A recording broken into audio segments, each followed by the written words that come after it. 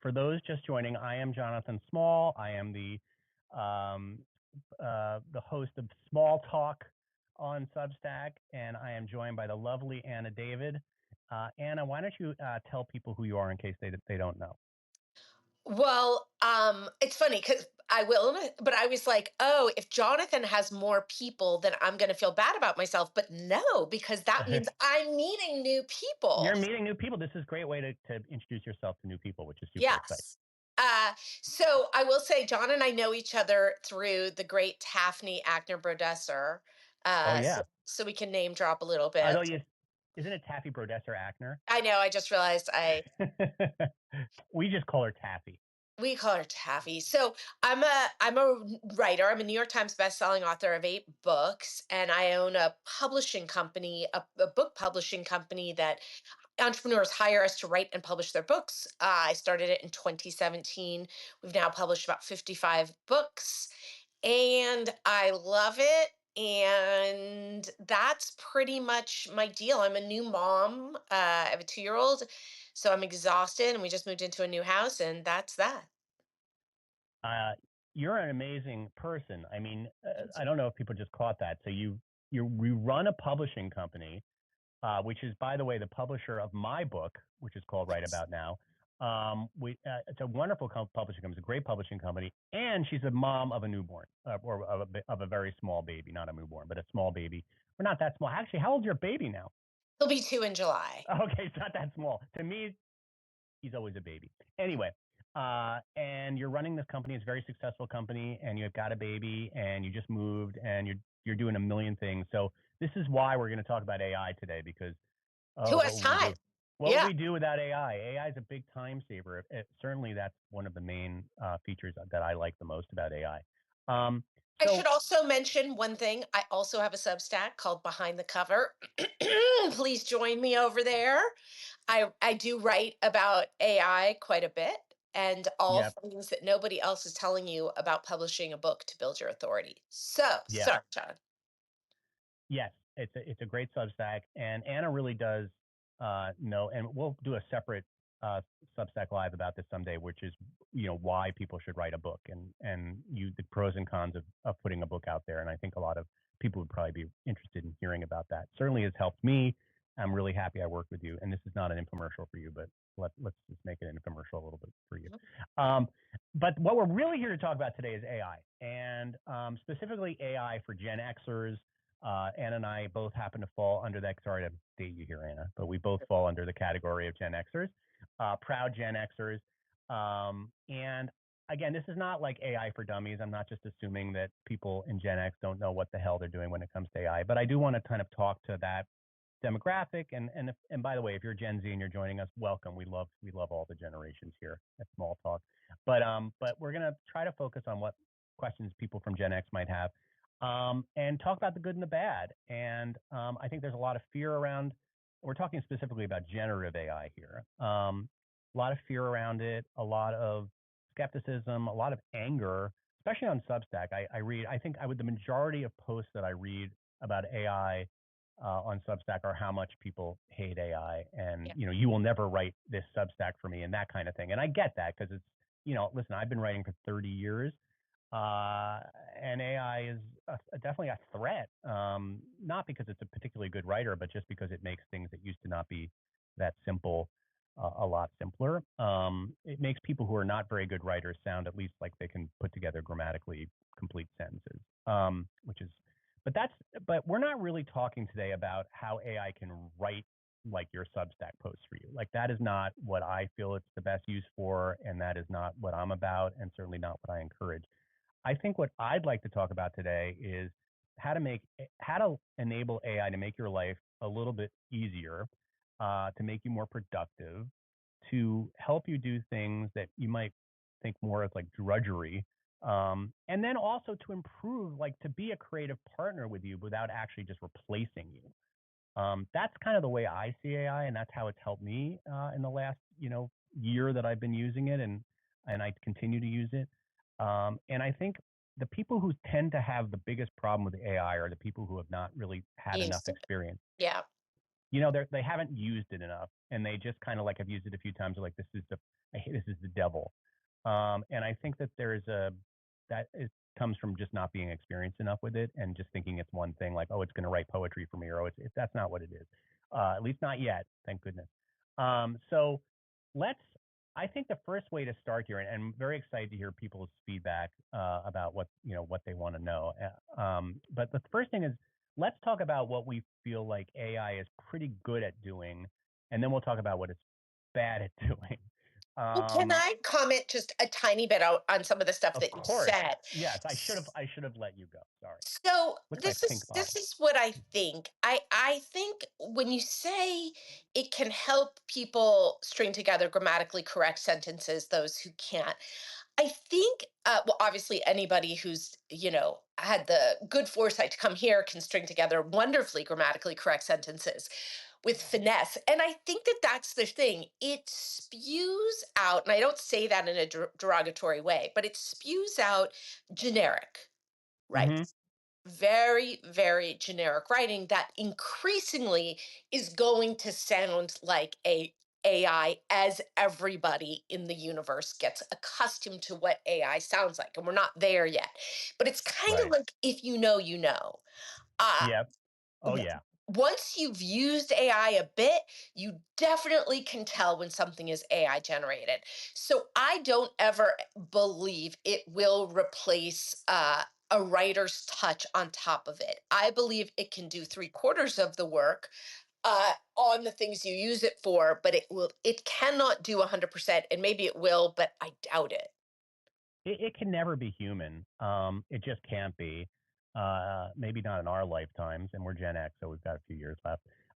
It Number. just can't. It can't add the human touch. It is very. You're right. It's generic. It does a lot of the same things. Now you can train your AI to start. I've noticed that the habits that it does. So sometimes I'll be like, and don't do this, and don't do this, and don't use this word, and don't use that. I mean, you can tell it to do whatever you want it to do, but again, it still needs you. It can't do it on its own with one prompt. I think people say, look, write a story for me on such and such topic, and then it writes the story and be like, oh my God, that's terrible. Well, that's not really how you use AI. Anyway, but let's talk about how I'm curious, Anna, how you have used it in your work, in your just daily life to help you. Because we obviously we both, think it's a cool thing, AI, or it's a good thing. We're Yeah. not here to kind of bash it. So how has Well, it helped you? Well, I'll say the post that I did today, because I post on Fridays, compares three of the different, what I think are the best LLMs. And it's Grok, Claude, and Manus. And I took the same story, an anecdote from my life. I put it into each of those as a few sentences, and I asked it to write. And now I'm having people vote on which is the best. And then I ran a poll on something called PickFu, where you can run anonymous polls and you get to pick certain characteristics and ages of the people. And it's very interesting to me how consistent, which of the best, because they're all three touted as like the writing ones. Interesting, because I would also put ChatGPT in there, the newest iteration of ChatGPT. But we're going to get to the different platforms because I do want to have a Yeah. whole separate section about that. But I am curious, just in the Am I beginning. I listening? mean, how's I know you've only had this poll up for a few hours, but what are people voting on? Yeah, well, the PickFu poll I did a couple days ago. Okay. You're going to have to subscribe because I'm revealing the results next week. Only two people have voted, so please do vote. But they are saying the same thing, and it is consistent with PickFu. So, and it is consistent with my take. Okay, but to answer your question, like, how have I used it? So many ways. One thing I do for the book descriptions that we write for our books, we do a lot of keyword research because Amazon is the third largest search engine, and you Hmm. want people who are going to be searching for books on your topic to find it. And the way you can do that is through consistent keyword use, which you'll plug into the back of Amazon, the KDP, where you upload your book, but you can also, just like basic SEO stuff, you can also weave it into your description, into your bio, into all sorts of places. So I can upload a book to one of these platforms upload the keywords and say, can you write me a 200-word summary that incorporates these keyword phrases in a way that doesn't affect the writing negatively? And it Hmm. can give me something that as a human I wouldn't be able to do as effectively. But like I said, it comes out as very cliched. Sometimes I'll go, can you just make it more entertaining? And it's like hip ha you ya, like it doesn't really get what entertaining is too much. So it always requires a lot of finessing and a lot of working with it. But I use it for that. I have used it for book titles, chapter titles. I used it for the plot of the new novel that I'm writing. I said I want to write a novel that's about surrogacy because my boyfriend and I used a surrogate for our son. And I said I want to make it a romantic comedy because I'd like it to be adapted into a movie. And it came up with a great plot and a great title. And yet this is the thing, and this is what I wrote in my Substack today. I love writing. I don't Hmm. want, sure, I could say write the whole book, but I don't want that. I'm a writer Right. because I enjoy doing it. I just don't enjoy all of it. Yeah, yeah, exactly. I don't enjoy. Well, I mean, one of the things I don't enjoy is doing a summary of my book for the back of my book. Like Yeah. that is something that I would definitely at least ask AI to give me a first draft of, right? Because why not? Especially you're saying with all the keywords, so it's like that would be just to me that's hell. Like I'd rather AI is very good at summarizing things, so I often will ask it to summarize like long studies for me. Now we'll get into the whole idea of sometimes it gets the facts wrong, which is Yeah. important, and you need to double check stuff. But that kind of stuff, I mean, I don't know. Some writers might enjoy doing summaries of their books, in which case just do it yourself. But I might have AI, and again, I would never have AI just do it and then just hand in the thing AI did. Like I No. would read it, edit it. But to do it as a first draft, it's good at that. It'll go through your book and give you the thing. So I use it a lot to summarize for sure. You also mentioned I use it to help me ideate. I might say, to me, it's like the equivalent of in the old days when I used to work at magazines, we'd have idea brainstorm sessions where we all sort of sit in the conference room and kind of come up with story ideas and write them down on a whiteboard. Now I don't always have the luxury of having a team of people to brainstorm with, so I just brainstorm with AI. Sometimes I'll be like, Yeah. here's some ideas I'm having. I'll throw them in there. Like, what are some variations? What am I not thinking about? Like, that's a great question to ask AI. Like, what am I missing here? Mm. And then it'll kind of come up with some ideas that I hadn't thought of. So I feel like that's a really good use of AI. Another thing that I do that it's really great at is we want to find podcasts that are good for our clients to appear on.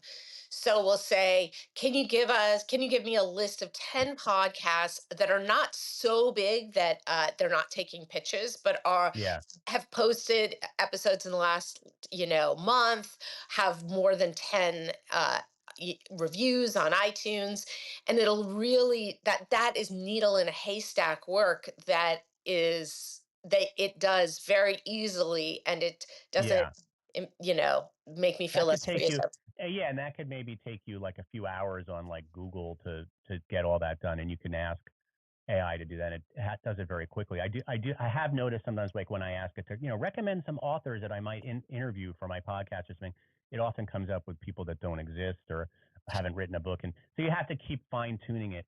Somebody once explained that AI is like a smart intern that you have that basically just does everything you say, but needs you to like direct it. It's not like a somebody at your level. It's smart. It has more knowledge than you do in terms, but it needs you to be in the driver's seat telling it what to do. And that I sort of think of it as like I have my almost free smart intern in my office helping me do some of the drudgery I don't want to do.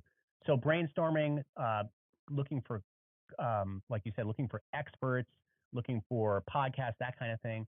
Um, let's talk about proofreading. This is probably a little bit controversial, and I don't want to put copy editors out of work.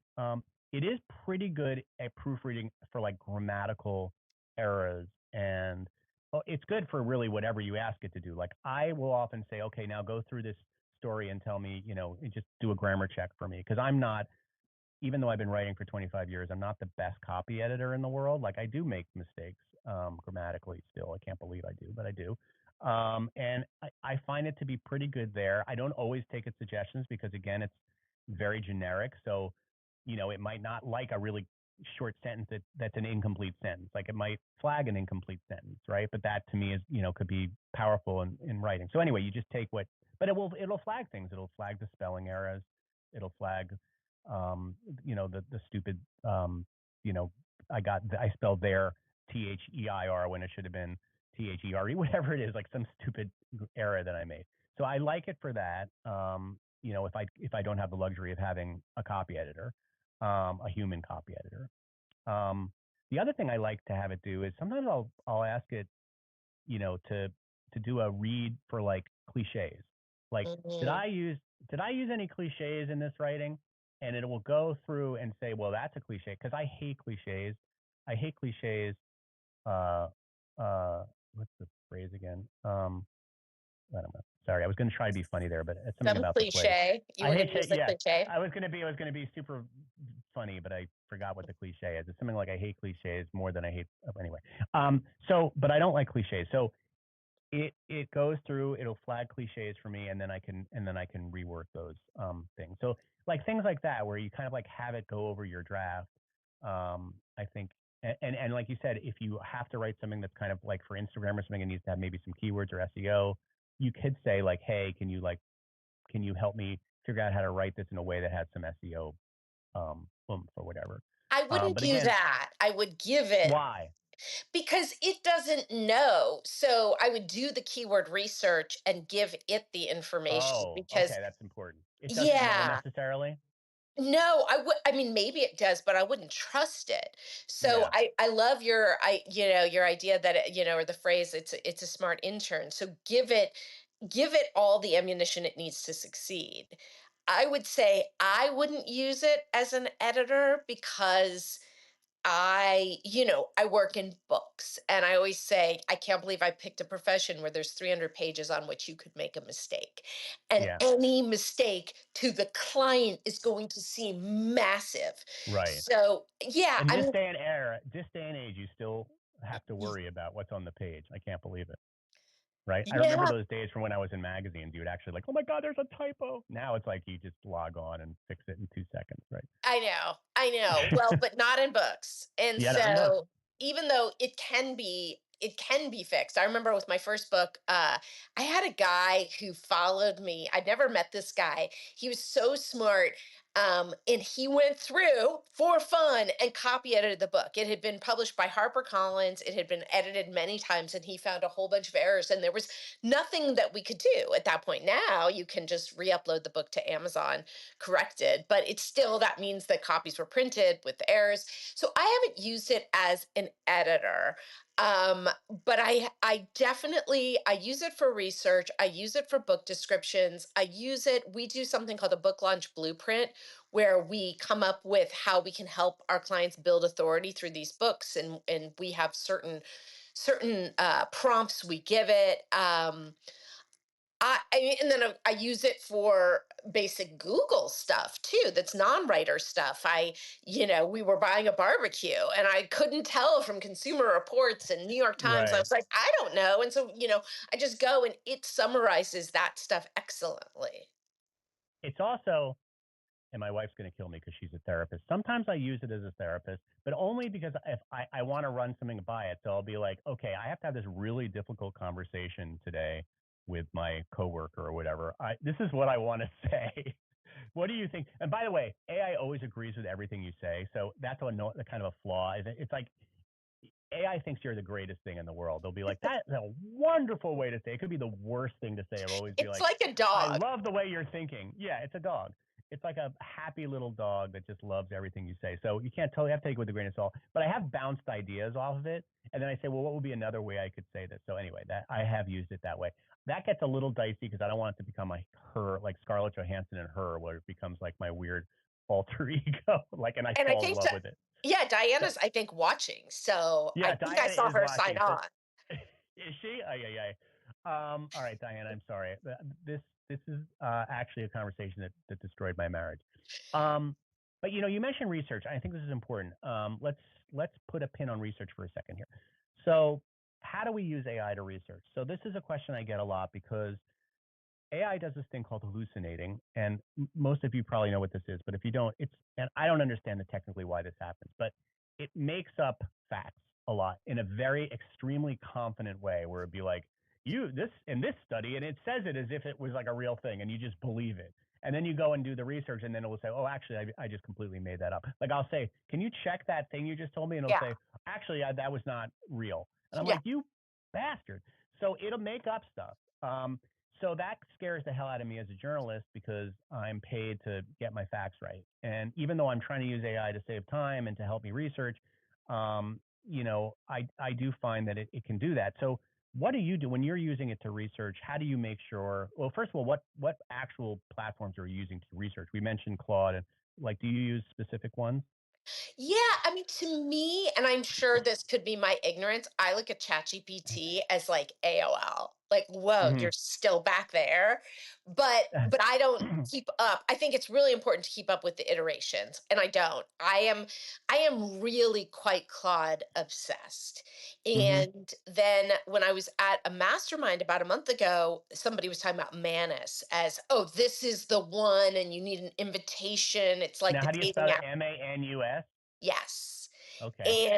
And I felt so special when somebody gave me an invitation. It's a little bit more expensive, I think, for the better version. And it's much slower than Claude. And then things like the way it outputs, I think that matters. I love in ChatGPT and Claude that you can just click copy and move it somewhere Yeah. else. Manus makes it a little bit more complicated and it'll go thinking, thinking, thinking. And I'm just like, my boyfriend Claude thinks like that. I don't know why you're so slow. But and then last week somebody was telling me, someone I really respect was telling me about Grok, which I had never used. So Now, now I'm Grok is playing the around. one that's Elon Musk's Yeah. baby, which true confession makes me not want to use it that much. But apparently it's the unwoke AI. I don't know. What's so good about Grok? I haven't yet discovered, but that's the experiment I did Hmm. in my Substack this week is I compared Grok, Claude, and Manus. Manus. Yes. I what my friend who told me how amazing it is says, these things are improving so rapidly that what Grok could do this week is different, is that much better than what it could do 2 weeks ago. Right. And a way that I think is very effective for writing for all of them, this is something I did in Grok, is someone will turn in a chapter of a book to me, and it's all tell and no show. And speaking of Mm. cliches, editors and teachers, and the Yep. refrain is always show don't tell, but it's the most important thing, and it's the biggest issue I see in writing is people Yeah. will just be like, Transitions and show don't tells are the biggest issues that I see. Bad yeah. transitions. Yeah, Yeah. transitions too. Yeah. And so if you can take a whole chapter, I wouldn't recommend doing it at a chapter at a time. I would do it a section at a time and say, can you please make this into uh, something where it's shown, where I feel like I'm really right here rather than being told about that.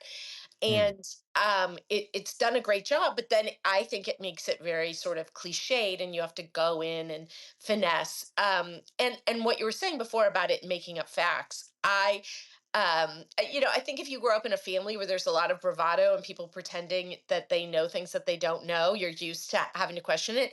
No matter what, I always say, did you make anything up? And it Hmm. extremely apologetically will say, Yeah. I am so sorry. You are At least it absolutely right. apologizes.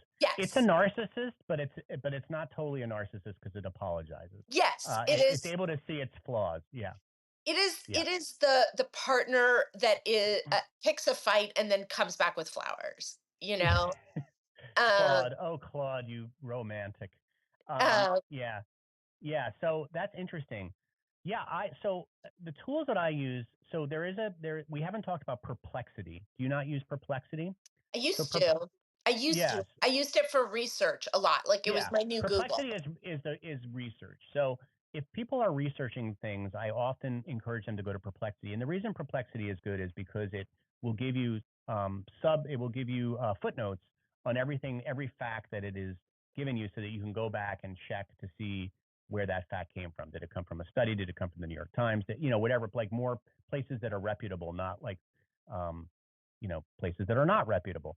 So I find Perplexity to be a good tool. Again, you have, as a good journalist and just writer, you have to double check it. So, just because Perplexity has a footnote, I would just go and maybe click on that footnote and just make sure that it got that right.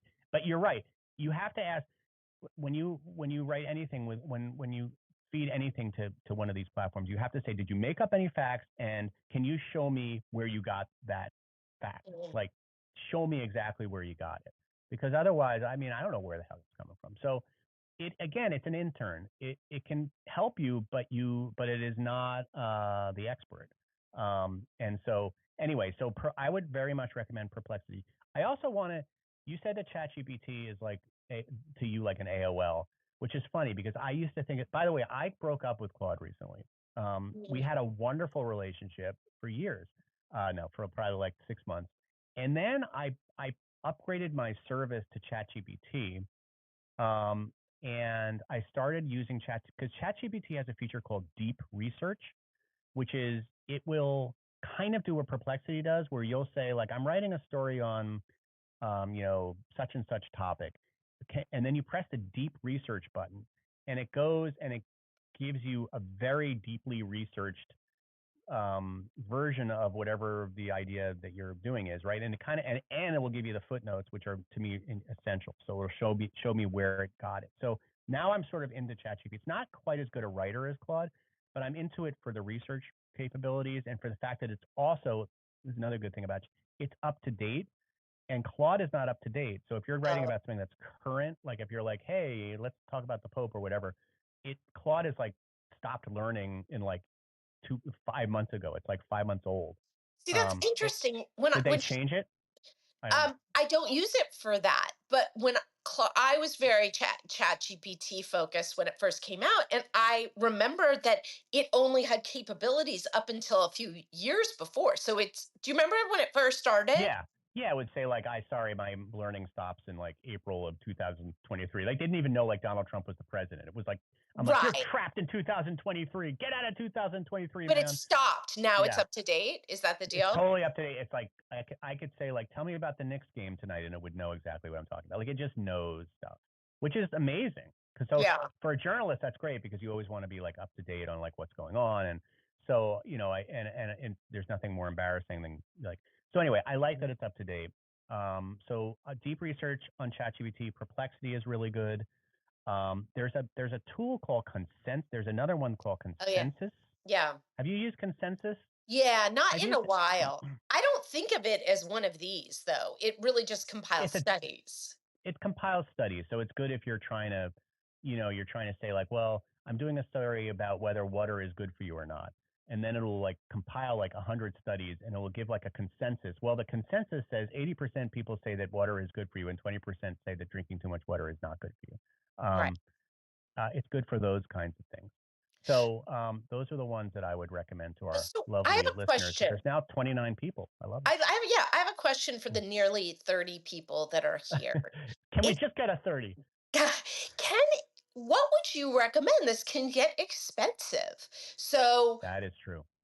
one could argue, well, this is the greatest investment in your future you could make, staying up to date on all of them, not being so cloud focused that you forget about ChatGPT. Or you could say, did you saw that New York Times story this week about Substack?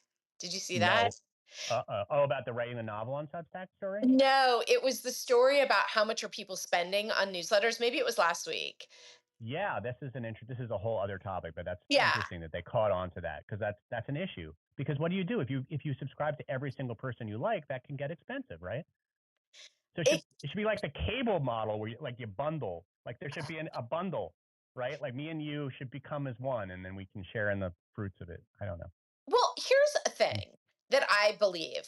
I asked you when I was starting my Substack, and I'm sorry to veer off AI, but I still think it's Okay. interesting. I said, I don't understand this. Like, what's the difference between should I do paid, should I not do paid? Because one of the things that I found so depressing about Substack when it first came on, when I was doing the contempt prior to investigation, I was like, these brilliant people that I came up with working at magazines with them are now begging for $5 a month. I can't, this is awful. I want no part in it. I am Hmm. not interested in making money on Substack. And I did offer a paid subscription because I thought, well, when people pay, they pay attention. But I want to get rid of all of it. I don't want to charge anybody anything because what I want are more people, Yeah, not I five think dollars. everybody. Yeah, I totally get it. Look, I think everybody has their own reasons for going on.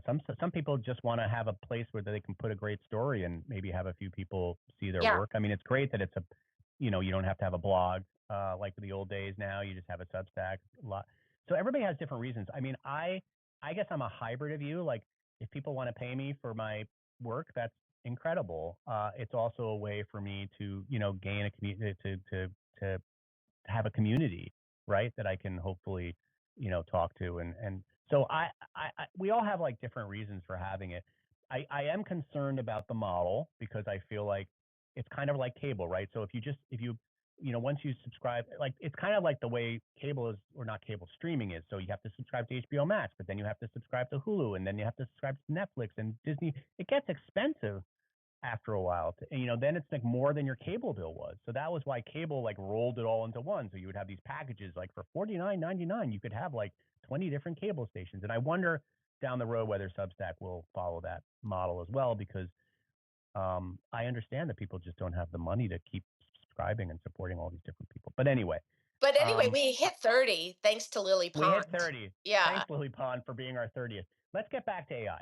Yeah. We have talked about how we use it. We've talked about the different ways that the different platforms that we like.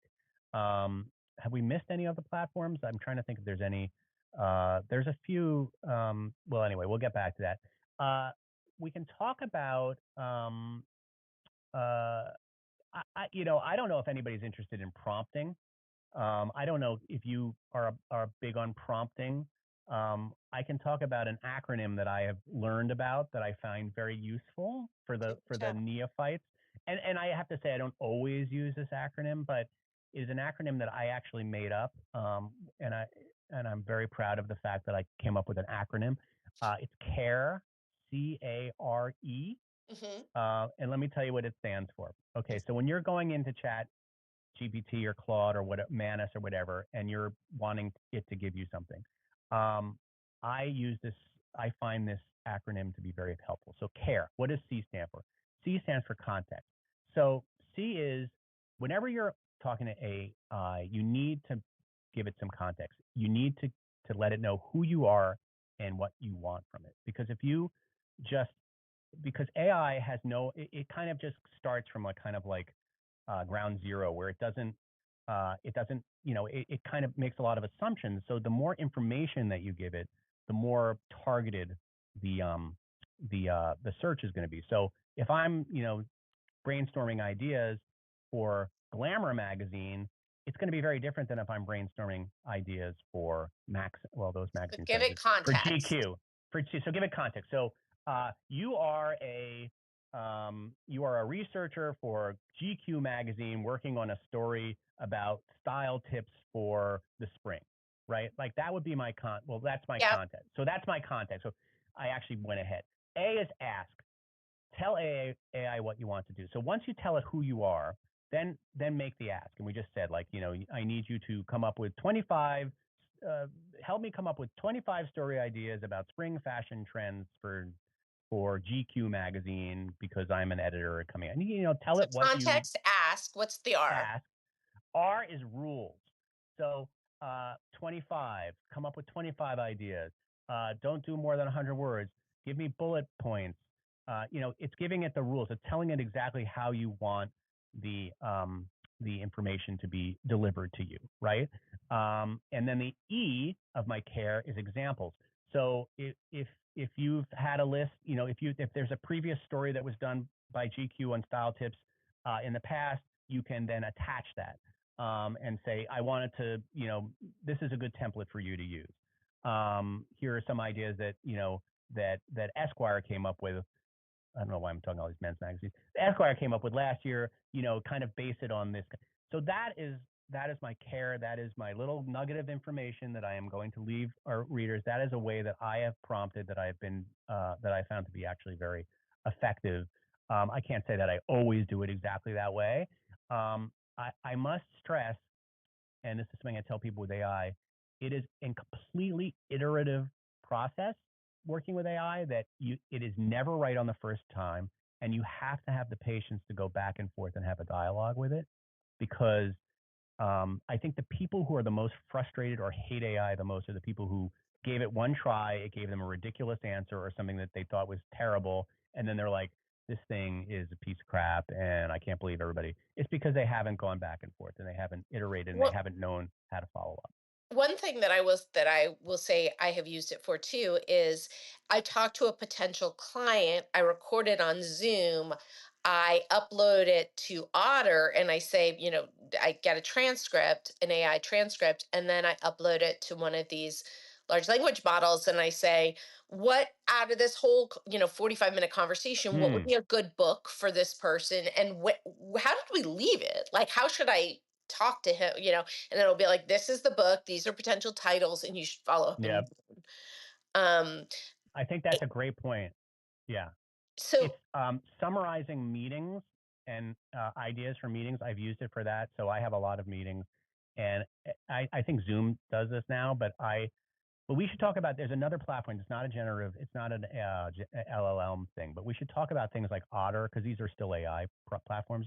I use something called Descript, Descript. You use Otter. These are, they transcribe.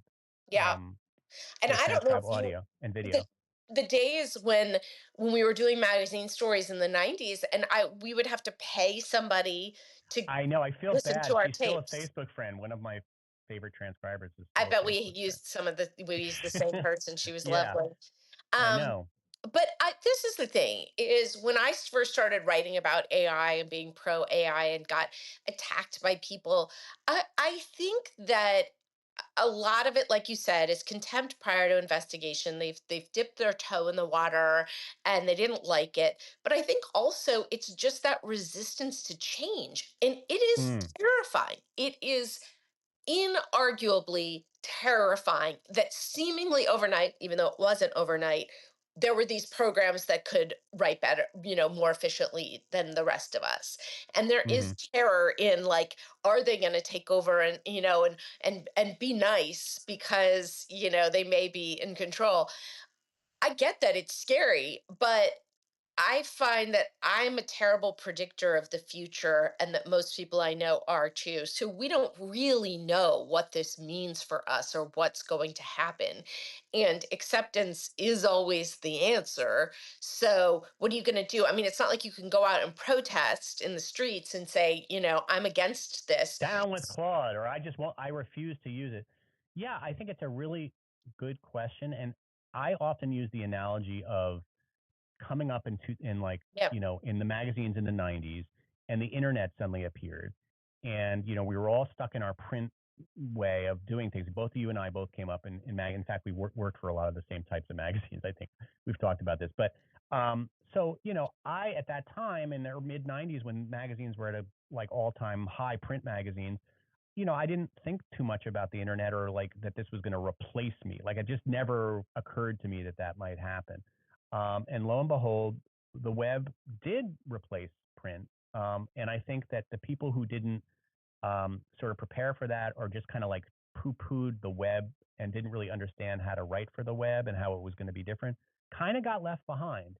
And Yeah. I don't, and I worry, or I have some concern that the same thing might be happening with people who kind of poo-poo AI, who are now, where we are right now, and that it is here to stay, and you have to learn how to work with it. Um, and so somebody once said that, AI won't replace it; it will replace AI won't replace us; it will replace the people who don't work with AI, right? Who don't know how to Yeah. work with And AI. Yeah, go ahead, Anna. yeah, I do believe that yes, some careers are going to be obsolete, and that sucks. And you and I went from, we're getting like $2 a word or whatever for these magazines, and I regret not jumping in earlier. However, it can be hard to predict. I remember, I was very late on Instagram and then watching all these people, I was like, I'm a words person. It's going to be Twitter forever. And then and then you try to get in early, and I remember Clubhouse, I doubled down on Oh Clubhouse yeah, because I was like, it's I'm true. going to get in there early. And oh, Threads, I'm going to get in there early. And then but this is different. I do think it requires a comfort level for everybody. And I do think my business is going to change. For certainly writers, business is going to change. The the people it won't change for as much are entrepreneurs, are Yeah, those who are it's I believe nobody's going to be able to come up with the business model and and put you out of. I mean, it depends on the business. This is a great generalization, but in general I think entrepreneurs are going to be the safest. yeah. Entrepreneurs are safe. I also think that it really is. It's a purity test with the authenticity of your writing and making your writing more personal to you. Because as a writer, like AI can never replicate like you, right? It can replicate good writing or whatever. You can get it to the approximate pretty good writing, but to bring in the flavor of you, your own experiences, your own takes on things, it really can't do that. So I feel like it does actually separate some of the kind of so-so writing that isn't really heartfelt from the stuff that's kind of generic. That's why AI is really good at writing like marketing copy, which is oftentimes very impersonal. Like I find it's very good at like writing PR stuff. It's very good. I feel like it might have been trained by the Nike marketing team in Oregon because everything it writes is like, you know, revolutionary, groundbreaking. Everything it like has all this language that's very like marketingy and kind of But I annoying. And I disagree with you. I don't think that it's excellent at any writing because you don't want marketing to sound generic. I think, and right, I'm always saying that, now that everybody can sound good enough, those with real talent, experience, humanity are going to stand out more than ever because you can bring you into it. I mean, so I agree with you there, but I would never trust it to I don't think it's to write good. ads or marketing. And No, I it mean, I needs think you. I can tell when people use it to write their Instagram and their LinkedIn. It's so obvious. Not only do they use it, but they even keep the same like emoji icons that AI creates, and they just cut and paste those. I'm like, dude, you didn't go and find the paperclip like icon. It's so obvious to me. You just cut and pasted this from I don't know. To me it is. I guess I work enough with AI to know when it's something that just reeks of Yeah. AI-ishness. Is that a word? So yeah, so I do find that a lot of marketing people are using it. But you're right. Sometimes it is pretty generic, and you can tell. Um, all right, what else can we talk about? We can Well, also open up to questions. We're 45 minutes in, but Anna, you go ahead. I was going to say I meant to say this when we were talking about facts. I asked it to summarize one of my books, made up characters, made up scenarios, and I was like, I don't think this is right. Can you do it again? And then it got right. So that's a fun thing. Oh, that's Um, funny. Yeah, like how does it? Sometimes it is so off. It's like unbelievable. And again, the confidence with its errors is just breathtaking. I mean, it's um, like, I love it. are you seeing AI is questions? Yeah, well, AI is like the dude at the I party that can't. acts like he knows about everything. I love that. That's my friend Um, Nefemi. I love you. He's a great longtime listener of Right About Now. um, We got Dan yes, Bova in the house. I want to ask Dan Bova. He was here. I don't know if he's here. I saw that Uh, he was here right when we yeah, started talking he's an magazines. editor of mine, and an old friend of mine from Entrepreneur. Can you pay me more? That's what I would like to know. And so Dan, if you could answer that in the comments, that would be great. Any questions? So listen, we'll open it up here because somebody said I think of it as a very well. This is my cousin Abby said I think of it as a very eager, overeducated intern. Yes, it's extremely overeducated, extremely eager intern that needs to be reined in and just told what to do. But it The other thing is it doesn't get tired. Like sometimes when I'm asking it a lot of questions, I'm like, God, I must be wearing this poor guy down Yeah. or poor girl down. And it's like, nope, it'll keep going. It doesn't care how much you overload it with questions. Most interns probably by, 12 hours in would be like, all right, I need a break. Not Yeah. AI. AI, so that part, it actually is even better than an intern because you could just overload it with work and it just does not care. I have noticed that. It's sometimes really hard to not um, amorphize, amorph. What's the word? Give it human Anthropomorphize. anthropomorphize AI. I forget that it's not a person, which is kind of creepy. Um, Yeah, I think, yeah, I was gonna say it's like the Harvard grad. It's like picture like a male Harvard, the overconfident, the like I can't get it wrong. But yep, like we said, very officious when it does get it wrong, very quick it is, but to also very. admit. It's a Harvard grad, but it's not. The funny thing is the way they've programmed it is it's very encouraging too. So it's like somebody. It's also like a life coach because it's always like that's a great idea and that wow, I love where you're going with this or that kind of thing. It always has these like things, and I'm like, God, you love me. Um, all right, what does that? Does anybody have any questions? Because I am always curious to know how other people are thinking. I'm curious to know how other people, if there's something that we haven't said about how they use AI, um, other than just as a complete plagiarizing, uh, how do you use it in a way that helps you and makes your life more efficient? I'd be curious to know about that. Also, just like, are there any platforms that we haven't mentioned that you found to Yeah, be I'm good? curious. Like, what are the writers? I have to try this Manus, although it sounds like Manus, whatever. Manus, Yeah, Manus, right? I yeah. have to try. I have to give that a try. I I'm mean, you haven't been I'm not blown that away by it. blown away by it, but have you ever, when you reach a limit, when you get cut off by Claude, it takes a while. But if you get Yeah. cut off by Claude, this is a tip, you can just open a new conversation or switch to Manus or Oh, Grok. that's interesting. I will Okay. say Grok seems to have the free option is the best one that I've seen. Interesting. Why do you Yeah. think it's better? I just I, Oh, it's I not better. It's just that the free option is the best of the other free options. Exactly. Yeah. That's Okay. what I've noticed. But I am going to double down on Claude and say anybody here who has not tried it, try it. And this contempt prior to investigation is really key, and everyone's being very nice, but I think that's mostly because they seem to be your family members. um No, there's but what there's no family members on here, I don't think, unless my brother has joined. I'll see. Last Abby time I missed my Stone. brother. Oh, Mark Abby Stone is here. Well, she's actually Diana's uh, cousin, but she's a family member. Let me see. Oh, um, anyway, this is I don't like the way that I'm gonna just tell you Substack. I don't love the way you do the comments because it's really hard to you can't see them all in one place. You have to kind of Oh, scroll. Notebook LM. See, Anthony Mark's comment Notebook is, LM, great one. Thank you. yeah. Have you used that one?